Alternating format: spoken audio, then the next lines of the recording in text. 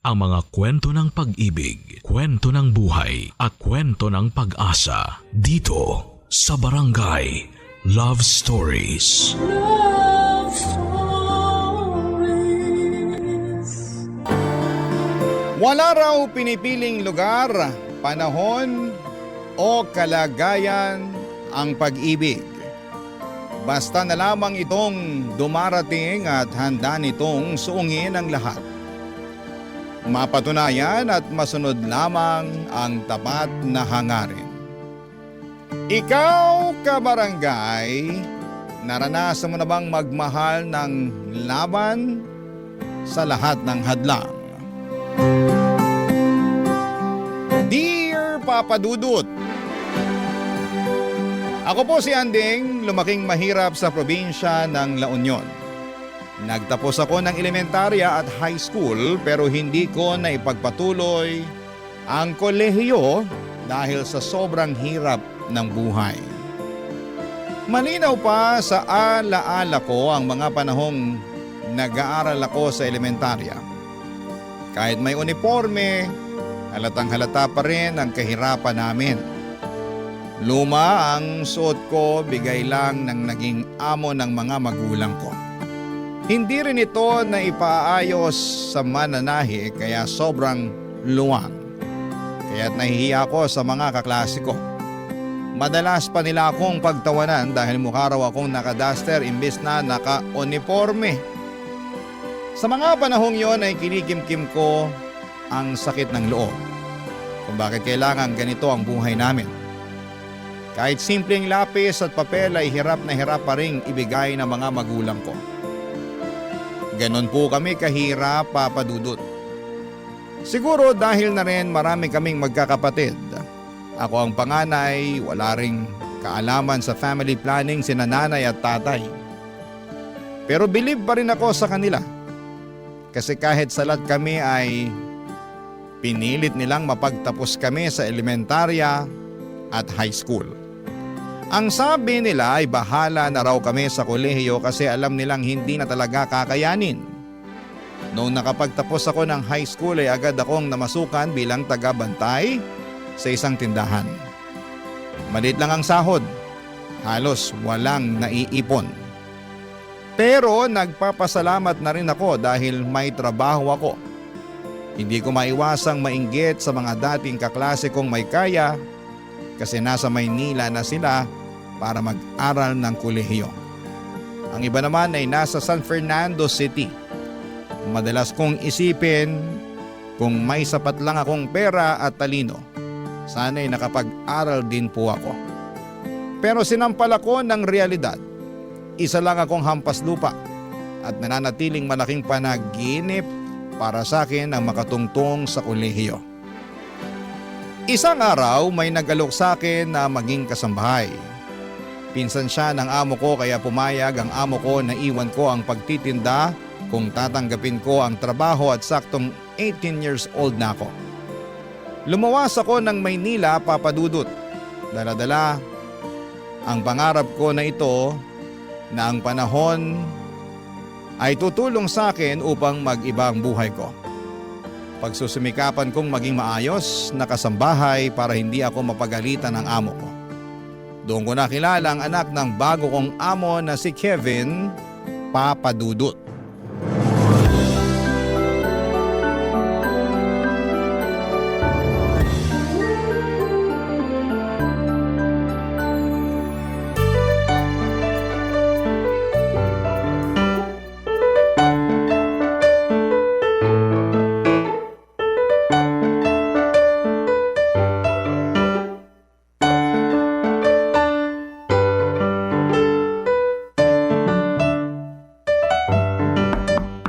Sir Kevin?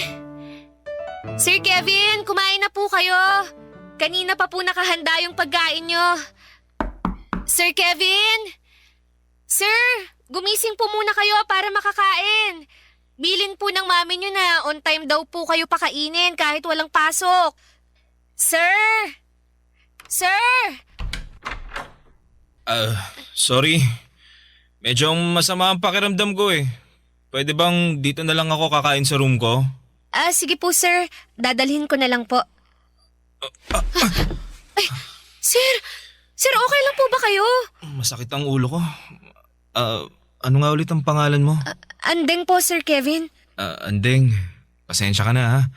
Pwede mo ba akong alalayan pabalik sa kama ko? Medyo nahihilo rin kasi ako eh. Sige po, sir. Ali po kayo. Ay, naku, sir. Sobrang init niyo po. Baka nasobrahan lang ako sa pag-gym. Akala ko kaya ng katawan ko eh. Naku, sir. Kailangan niyo pong uminom ng gamot. Tama, para humupa tong init ng katawan ko. Sir, saan po ang mga gamot niyo para sa lagnat? Meron ako sa drawer. Sige po, kukunin ko na. Naku, alin kaya rito? Nakita mo ba? Ito pong para sa lagnat. Oo, Sandali, sir, ha? Baka kailangan niyo munang kumain. pwede naman yung gamot na yan kahit walang laman ng tiyan ko. Sige po. Heto po. Salamat, Andeng. Naku, sir. Sobrang init niyo po talaga. Tawagan ko na ba ang mami niyo? Kasi binilin ka niya sa akin eh. Ito talagang si Mami. Ginawa na naman akong baby. Huwag mo nang tawagan. Nakainom naman na ako ng gamot. Pero hindi po biro yung init niyo, sir. Meron akong thermometer sa drawer din. Kukunan ko na lang ng temperature ang sarili ko. Sige po. Sandali kukunin ko.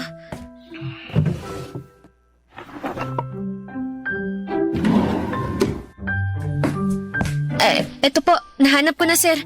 Ito po. Salamat, Andeng. Welcome po. Trabaho ko po na alagaan ko kayo. Inaalagaan mo ang 20 years old na lalaking gustong maging baby forever ni Mami. Ikaw lang din kasi ang anak niya, sir. Kaya ganun siguro. Kami, sir. Ang dami namin eh. 7 kami. Talaga? Ang sipag naman. Sinabihan ko na naman sila na awat na eh. Pang-ilan ka? At ilang taon ka na nga? Panganay po ako, sir. Bale, 18 na po ako. Dapat nasa school ka. Tapos na naman po ako ng high school pero walang pera pang college eh. Sir, baka Mataas nga ang temperature ko. Ilan po ba, sir? 38.5 eh. Kaya pala ang init ng katawan ko. Nako, baka kailangan ko kayong punasan ng maligamgam na tubig para mas guminhawa ang pakiramdam nyo. Naku, nakakaya naman. Naku, wag na po kayong mahiya. Tsaka, kasambahay nyo naman ako eh. Bukas sa loob ko na alagaan ko kayo. Ang bait mo naman. Kukuha lang ako ng bimpo tsaka mag-iinit ng tubig. Meron ako sa mga gamit ko. Saka, huwag ka na mag-init. Doon ka na lang sa shower kumuha ng tubig. May heater naman yun. Sige po. Pagkatapos po, kumain na po kayo. Sige. Andeng, salamat talaga. Salamat sa pag-aalaga. Pagaling po kayo, sir, Para po pagdating ni Ma'am Connie, magaling na kayo. Tsaka para po makapasok kayo sa Lunes. Oo nga. Buti Sabado ngayon. Sana gumaling agad ako. Di ba naman ako gagaling sa lagay na to may mabait akong kaibigan.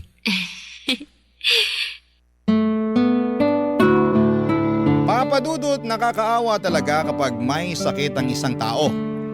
Sa kaso ni Kevin ay lagnat lang naman, pero labis ang pasasalamat niya dahil inalagaan ko raw siya. Medyo nahihiya pa nga ako habang pinupunasan ko ang katawan niya. Pero kailangan kong gawin para kahit papaano ay gumaan ang pakiramdam niya. Naisip ko na lamang na parang ganun din ang ginagawa ko kapag may lagnat ang mga kapatid ko. Gwapo po si Sir Kevin. Matangkad at matipuno ang katawan dahil nag-gym. 3rd year college na siya noon sa isang kilalang university sa Maynila. Kaya alam kong maliwanag ang magiging kinabukasan niya. Siguradong makakahanap siya ng maayos na trabaho. Hindi tulad ko na hindi man lang nakatungtong ng kolehiyo. Pero papadudot, kung gaano kabait si Sir Kevin sa akin, gano'n naman kaiba ang ugali ng nanay niya. Sobrang madam talaga. Parang mga karakter na napapanood ko sa TV o naririnig sa inyong programa sa radyo. Mataray at nakakatakot kapag nagsalita siya. Hindi ka pwedeng magkamali sa harapan niya dahil siguradong tatalakan ka. Kaya naman sobra ako naging maingat sa trabaho ko, papadudot, Pero kahit na anong ingat ay may mga pagkakataong sumasablay din ako. O hindi niya gusto ang ginagawa ko, Papa Dudut.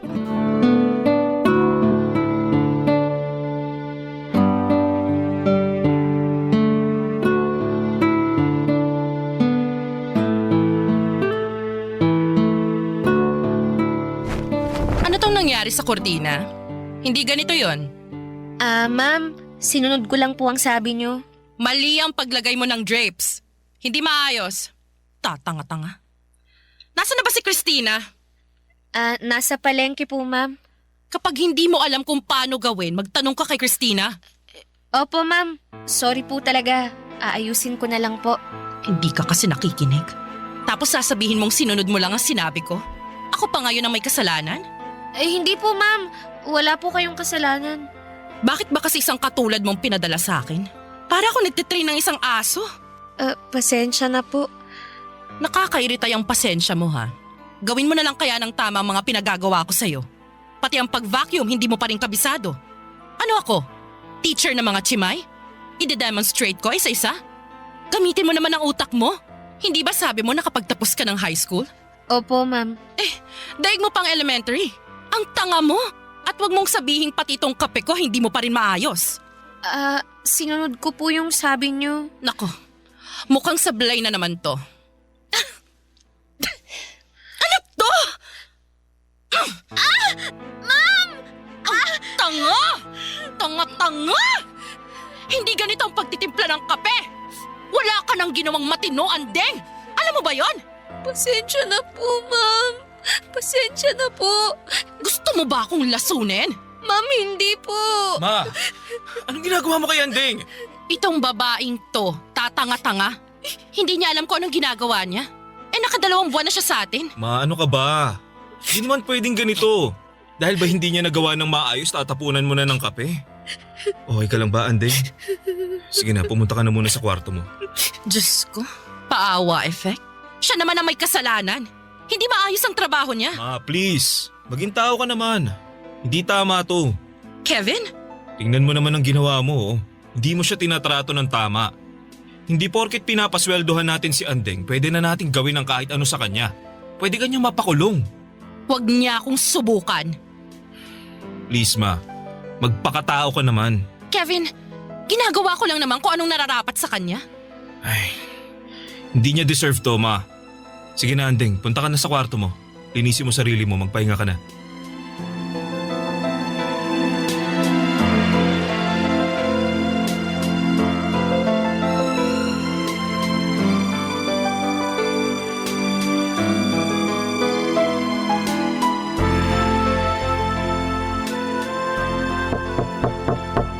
Andeng, okay ka lang ba? Sir, opo. Okay lang po ako. Mukhang hindi.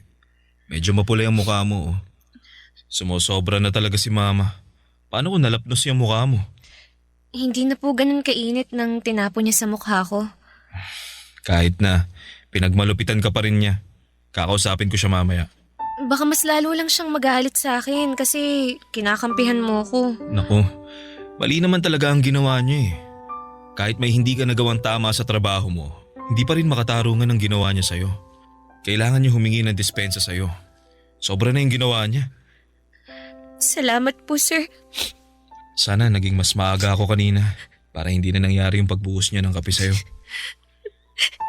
Tana, nandito lang ako para sa'yo, Andeng.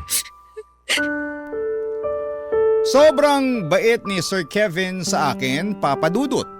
Sabi nila ay nagmana raw siya sa ama niya na nasa ibang bansa. Kaya siguro ay hindi ko maiwasang hangaan siya. Si Ma'am Connie naman ay parang tigre kung makapagsalita. Lagi niya akong tinatalakan at mabuti na lamang at may kasama akong kasambahay din, si Christina. Siya ang karamay ko sa bawat sermon ng amo naming mukhang mangkukulam. Si Christina ang nakapansin na may nararamdaman daw ako kay Sir Kevin. Pinagbintangan pa nga niya ako na si Sir Kevin daw ang dahilan kaya nagagawa kong pagtiisan si Ma'am Connie. Pero syempre, tumanggi talaga ako sa una. Pero sa totoo lang ay tama si Christine. Crush ko po si Sir Kevin. Ang gwapo niya kasi at mabait pa. Parang lahat ng hinahanap mo sa isang lalaki ay nasa kanya na. Pero hanggang pangarap lamang po ako.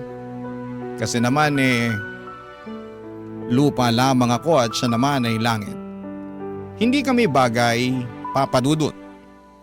Ang kaya ko lang gawin ay mangarap at mag-imagine na baka sa ibang mundo ay pwede kaming dalawa. Pero sa realidad, hanggang tanaw lamang ako. Kasi alam kong hindi kailanman magiging kami ni Sir Kevin. Barangay Love Stories. Barangay Love Stories. Papadudot, naging simple lang naman ang pangarap ko noong magtrabaho ako bilang kasambahay. Ang makapagsilbi ng maayos kina Sir Kevin at Ma'am Connie. Mabait talaga si Sir Kevin. Gumagaan ang pakiramdam ko kapag nandyan siya. Ang hindi ko alam, Papadudot, ay may nararamdaman na rin pala siya para sa akin na mga panahon na yon. Madalas niya akong kausapin at para bang gusto niya akong mas makilala pa. Kapag naririnig niyang pinapagalitan ako ni Ma'am Connie ay lagi siyang nandyan para ipagtanggol ako at siya mismo ang sumasalo ng galit ng mami niya. Basta lang wag maulit yung pagtapo ng kape ni Ma'am Connie sa mukha ko. Bukod pa roon ay tinuturuan niya rin po ako para akong nagkaroon ng libreng tutor. Pinapaliwanag niya sa akin ang mga mahihirap na lesson sa math at English. Hindi lang basta turuan, Papadudot ha, kundi parang gusto niya talagang matuto ako para raw hindi ako habang buhay nakatali sa pagiging kasambahay. Sabi niya may mas malawak pang mundo para sa akin kung pagbubutihin ko ang aking pag-aaral.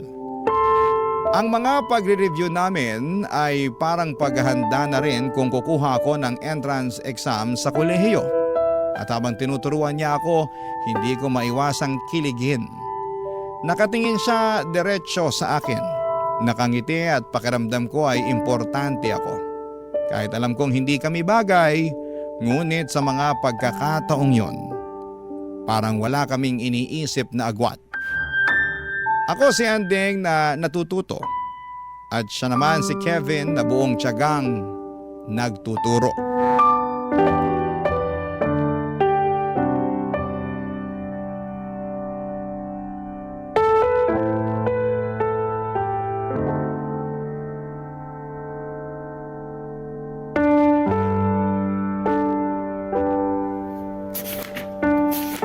Oh, ayan. Tingnan mong mabuti ang spelling ha. Alam mo, tinuro to sa amin nung high school sa 3rd year. Pero sobrang nakalimutan ko na. Grabe.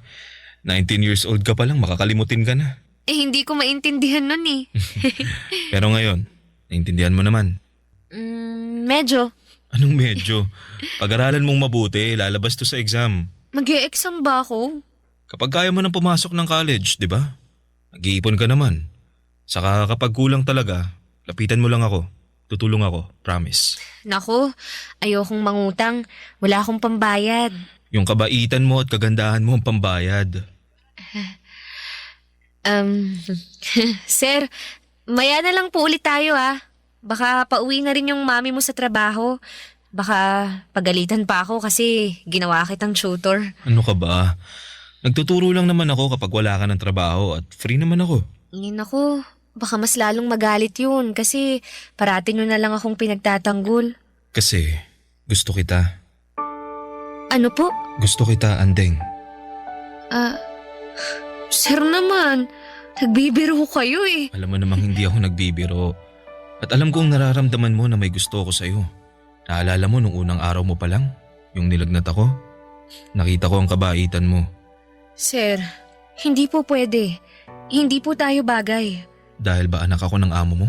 At kasambahay ka lang? Hindi po talaga tayo bagay. Andeng, sa totoo lang, ilang araw at gabi ko na rin tong iniisip Pero totoo ang nararamdaman ko sa'yo. Gusto kita. Mahal kita. Sir, Marami namang ibang babae dyan. Mga kaklase nyo, schoolmates nyo. Hindi ako pwede. Hindi pwede. Makinig ka. Hindi ko sila gusto. Ikaw ang gusto ko. Pero katulong lang ako. Mahirap lang po ako. Mayaman kayo. May pinag-aralan. 1 taon na lang gagraduate na kayo. Samantalang ako. Basta, hindi tayo bagay. Anding, wag mo namang maliitin ang sarili mo. Dahil lang ba sa kalagayan ng buhay natin kaya tayo hindi pwede? Kung lahat ng to, kung wala akong pera, kung hindi ako mayaman, pwede na? Ganun ba? Sir naman, sobrang layo po ng agwat natin. Tsaka ano na lang sasabihin ng mga magulang mo? Baka mas lalo akong hamakin ni Ma'am Connie. Poprotektahan kita. Naririnig niyo ba yung sarili niyo? Kaisa-isa kayong anak ni na Ma'am Connie. Tapos, sa isang chimay, sa isang maid, muchacha lang kayo mauuwi. Hindi kita nakikita bilang isang chimay, maid o muchacha. Ang nakikita ko isang totoong tao. Isang dalagang may magandang puso na alam kong mamahalin din ako. Gusto kong mahalin ka. Sir, hindi. Huwag na nating ipilit. Huwag na po. Anding, Natatakot akong tanggapin ang pag-ibig mo. Kasi, sino ba ako? Wala akong karapatang umibig sa isang katulad mo. Kahit pilitin mo man na mahal mo ko. Wala kang pakialam sa sasabihin ng iba, ng magulang mo. Pero ang totoo mahirap. Magiging mahirap lang ang sitwasyon kung ipipilit natin. Babalik na ako sa trabaho, sir. teka, Anding! Anding! Papadudot, akala ko'y hihinto na sa panliligaw si Kevin matapos ang araw na yon. Pero nagkakamali ako. Patuloy pa rin siya sa panliligaw sa akin at umabot na ng 1 buwan na araw-araw niya akong sinasabihan kung gaano niya ako kamahal. Paano mo nga ba mapipigilan ang tibok ng puso? Kahit anong pigil ko sa sarili ko'y bumigay na rin ako. Sinagot ko si Kevin, Papadudot. Hindi na hanggang tanaw ang relasyon namin. Tinanggap ko ang pagmamahal niya. Pero walang araw na hindi ako natatakot. Paano kung malalaman ni Ma'am Connie ang katotohanan? Sa tuwing kinakausap ako ni Kevin at sa bawat pagngiti niya ay parang may naaninag akong anino ni Ma'am Connie. Pinapakaba ang bawat araw ng paglilihim naming dalawa sa aming relasyon. Sa bawat oras na magkasama kami, ramdam ko ang saya at kapayapaan. Pero sa likod ng lahat ng yon ay may kaba, Papadudot, at takot din po akong nararamdaman. Si Kevin mismo ang nagsabi na hindi naman kami gumagawa ng masama. Ang gusto niyang ipaalam na namin sa mami niya ang katotohanan. Buo talaga ang loob niya pero ako ang umaayaw.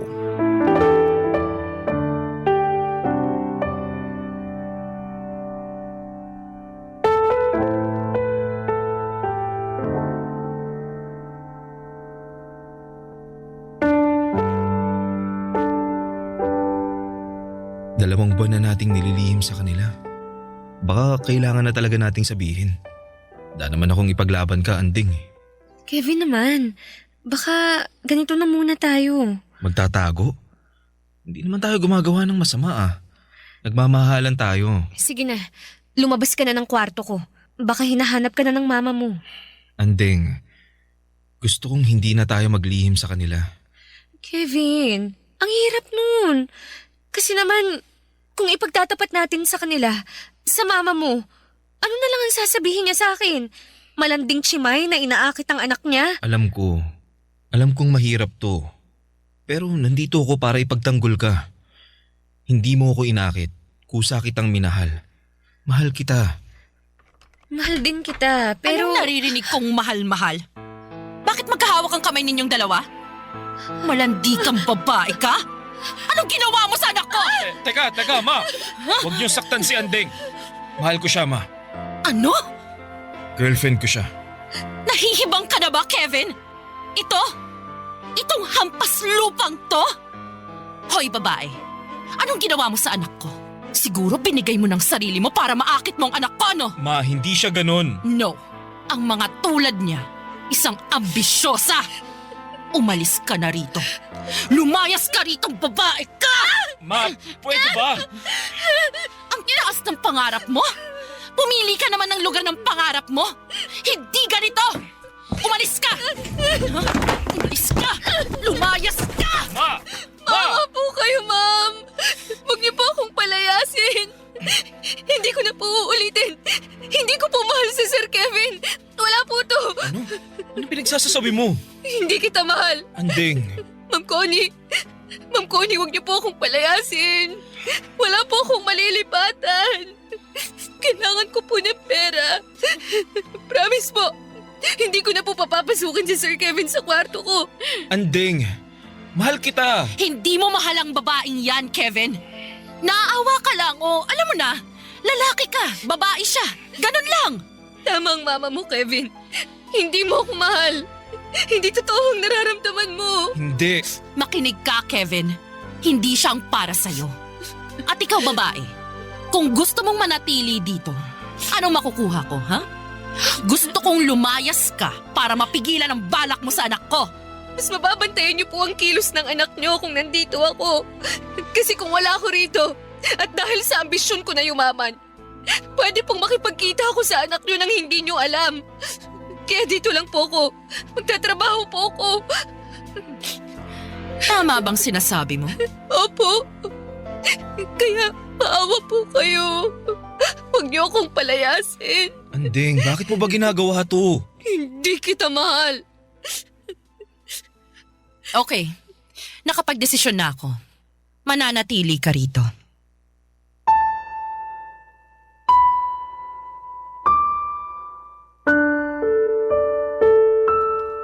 Sa sobrang takot ko ay halos gumuho ang mundo ko sa mga pinagsasabi ko. Nagmakaawa ako, Papa Dudut, at humingi ng tawad. Lumuhod ako sa harapan ni Ma'am Connie dahil ang totoo ay ayaw kong malayo kay Kevin at ayaw ko ring masira ang buhay niya. Mabuti na lamang at pumayag si Ma'am Connie. Hindi niya po ako pinalayas agad. Pero nagtakda siya ng mabigat na kondisyon. Pinayagan niya akong manatili hanggang sa katapusan ng taon pero may malinaw na utos. Hindi ko dapat nilalapitan o kinakausap si Kevin. At pagkatapos ng taon ay kailangan ko nang umalis at hindi na muling bumalik sa bahay nila. Siyempre hindi naman pumayag si Kevin, Papa Dudut. Sa harap mismo ng mami niya ay pinaglaban niya ang pagmamahala namin. Pero matigas si Ma'am Connie. Sino ba naman ako para maging girlfriend ng anak niya? Ang sakit, Papa Dudut. Nandun na ang taong mahal ko handang ipaglaban ako. Pero kailangan kong tanggapin ang realidad na pinagtagpo man kami pero hindi kami tinadhana. Langit siya, lupa ako, ang isang katulad ko. Hindi kami pwedeng magsama, Papa Dudut. Ang sakit sa puso at alam kong sobrang nasaktan si Kevin sa mga sinabi ko. Pero lahat ng yon ay hindi totoo. Hindi ko inambisyon na maging mayaman sa paraan na ganito. Hindi ko niloloko si Kevin. Mahal ko siya at nasasaktan ako sa lahat ng ito, o Papa Dudut. Para bang sinasaksak ang puso ko sa sobrang sakit. Parang hindi ako makahinga sa sobrang sakit. Ganito pala kapag ang isang mahirap ay umiibig sa isang mayaman. Kailangang ilugar ang sarili sa tamang kalagyan. Barangay Love Stories. Barangay Love Stories. Papa Dudut, hindi naging madali ang mga sumunod na araw sa pamamalagi ko sa bahay. Halos wala pong lumilipas na araw na hindi ako pinapagalitan ni Ma'am Connie. Maliit na pagkakamali ay pinapalaki. Kahit simpleng bagay ay nagiging dahilan para pagalitan niya ako. Tinitiis ko na lamang habang ramdam kong gusto akong kausapin ni Kevin. Lagi siyang naghahanap ng pagkakataon pero iniiwasan ko siya. Hindi dahil sa ayaw ko, kundi dahil natatakot akong lalong magalit ang mami niya. Ang sakit sa pakiramdam na naroon lamang siya, pero kailangan kong umiwas. At para bang tinutusok ang puso ko tuwing nagtatama ang mga mata namin, Papa Dudut. Mahirap magpigil. Mahal ko po si Kevin at alam kong mahal niya rin ako. Pero araw-araw ay pinapaalala ng sitwasyon na hindi sapat ang pagmamahal kapag hadlang ang pagkakaiba ng estado sa buhay. Para po sa akin, ito lang ang paraan ko para kahit papaano nakikita ko si Kevin kasi mahal ko siya. Kaya kong tiisin ang pangahamak ni Ma'am Connie sa akin.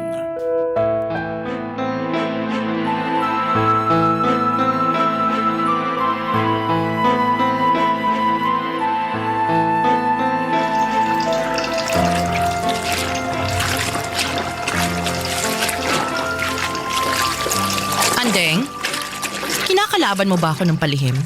Po? Hindi po, ma'am. Huwag kang magkunwari. Alam mo naman na maselan ako sa mga kurtina ko, di ba? Bakit may mancha yung sa kwarto namin? Bakit hindi maayos ang pagkakalaba? Ma'am, maayos po ang pagkakalaba ko noon. Hinanduwash ko pa nga po kasi alam kong gusto nyo ng ganun eh. Pero hindi mo inayos. Yan ang totoo. Kunwari ka pa. Ma'am, inayos ko po talaga. Tigilan mo nga yung kaiiyak mo. Wala dito ang anak ko. Walang maaawa sa'yo. Walang magtatanggol sa'yo na para bang akong pinapalabas mong kontrabida sa buhay mo. Ma'am, ang gusto ko lang po, maging maayos ang trabaho ko rito.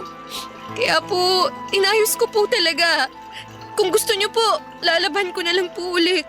Hoy, ikaw. Kung ano man ang binabalak mo sa anak ko, tigilan mo. Wala po. Wala po akong binabalak sa kanya. Kaya nga po nandito ako para makita niyong wala akong balak sa anak niyo eh. Hindi ko po siya kinakausap. Umiiwas po ako. Sinungaling. Teka, naisip ko lang. Siguro ikaw rin yung nagnakaw ng pera ko na naiwan ko sa bulsa nung nakarang araw, no? Matapos mong labhan, wala kang sinole. Po? Ma'am, wala po akong perang nakita. Hindi po ako magnanakaw. Talaga lang? Ang sinungaling ay kapatid ng magnanakaw? Siguro pinadala mo na sa mga magulang mo yung ninakaw mo. Hindi ka na nahiya? Ma'am, hindi ko po gawain ang magnakaw. Sinungaling? Ha? Tama na po, ma'am. Walang iya ka talagang babae ka! Masama kang tao! Wala po akong ninakaw. Wala po. Ikaw, huwag na huwag mong sasabihin sa anak ko na sinaktan kita ha. Kung hindi malilintikan ka sa akin. Tigilan mo yung paawa effect mo na yan. Kung hindi ako makakatiis, papaalisin na kita. Opo, hindi po ako magsusumbong. Kasi kung magsusumbong ka, isusuplong din kita sa pulis dahil ninakawan mo kami. Naiintindihan mo ba? Opo. Paano mo kaya inakit ang anak ko? Ibang klase ka talaga, no? Akala mo dahil ang sipag-sipag mo kunwari ay matutuwa akong ikaw ang mapapangasawa ng anak ko. Nagpapatawa ka ba? O iniinis mo ko? Sinabi ko naman po sa inyo na wala na po akong balak sa anak niyo. Ah, so may balak ka dati. Tapos noong nalaman kong totoo at muntik kitang kalad ka rin sa labas, ay nag-iba ang ihip ng hangin. Wala ka ng balak. Ganon ba? Magsalita ka! Umayos ka. Dumating ng anak ko. Umayos ka! Pahiran mo yung mga luha mo. Hindi niya pwedeng mahalatang umiyak ka. Opo. Huwag mo akong subukan, Andeng. Masisira ang buhay mo. Opo, Ma'am Connie. Umayos ka.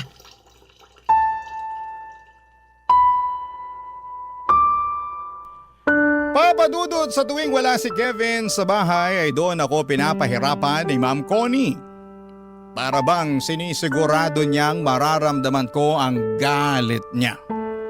Pinapagawa niya ang mga trabaho sa akin ng doble-doble.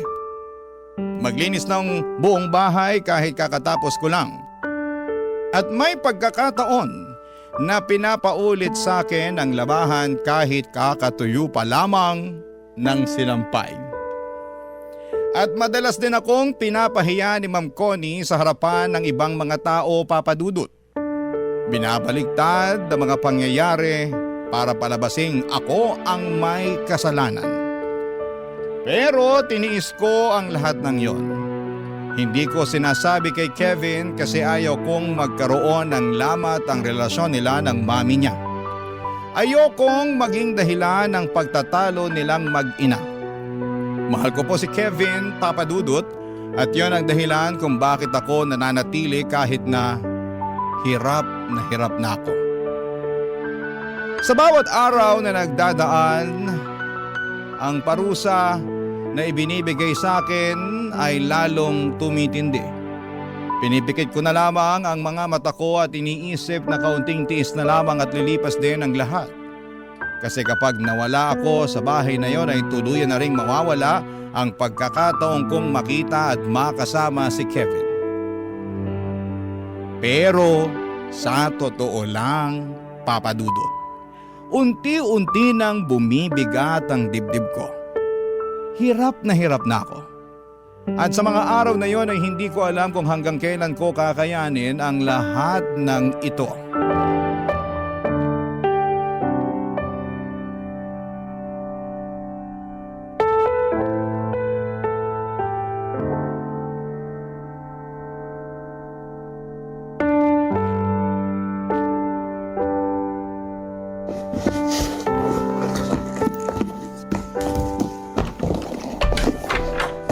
Anding, anong ginagawa mo? Naalis na ako. Ibig sabihin, iiwan mo na ako?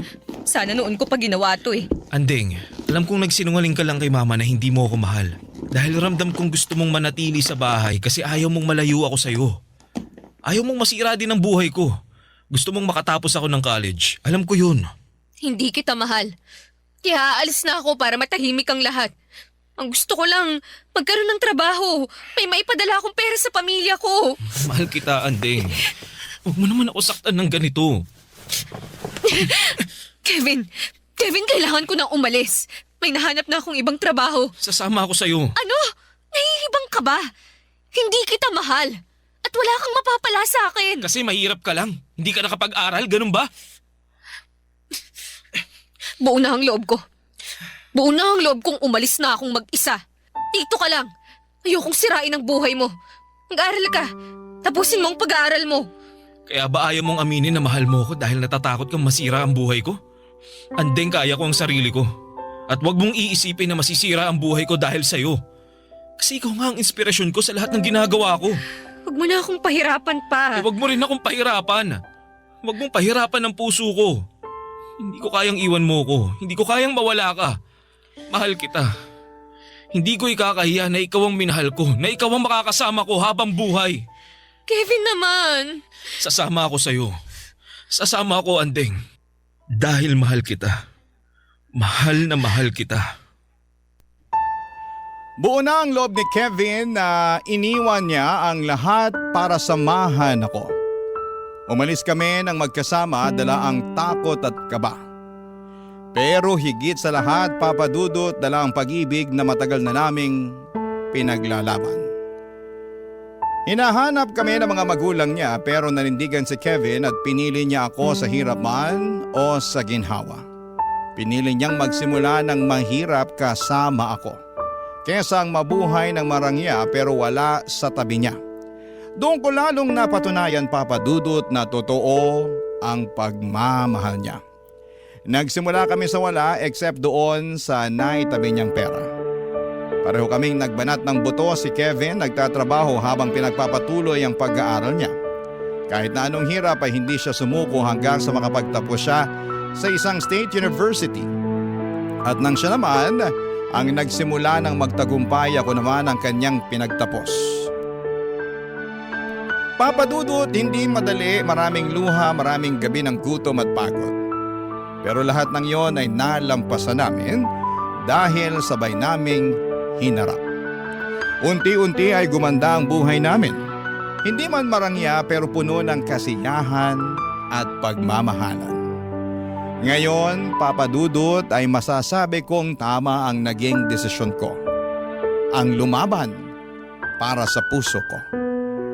Kasi lahat ng sakit, lahat ng parusa at hirap na tiniis ko noon ay napalitan ng magandang bagay. At higit sa lahat ay natupad ang pangarap kong dati hanggang panaginip lamang. Na makasama at mahalin si Kevin hanggang sa dulo ng lahat. Parang Cinderella story pero pareho kaming nagsumika para umangat. Ang prinsipe ay buwaba sa kanyang palasyo para sa akin at mamuhay na normal para lamang ipaglaban ang puso niya. Sobrang mahal ko po si Kevin, Papa Dudut. Hindi man ako tanggap ni Ma'am Connie ay wala na siyang magawa kasi ako na ang pinakasalan ni Kevin. Ang mahalaga, I am made to be with my Prince Charming. Ang mahal ko, si Kevin. Kasama ang aming 3 anak. Maraming salamat po sa inyo, Papa Dudut, at sana'y forever po itong programa ninyo. Ang inyong forever kapuso at kabarangay, Andeng. Nakakaantig naman talaga ang ating kwento. Ikaw ba, kabarangay? Nakarelate ka ba sa story natin ngayon? Kwentuhan naman tayo dito sa comment section.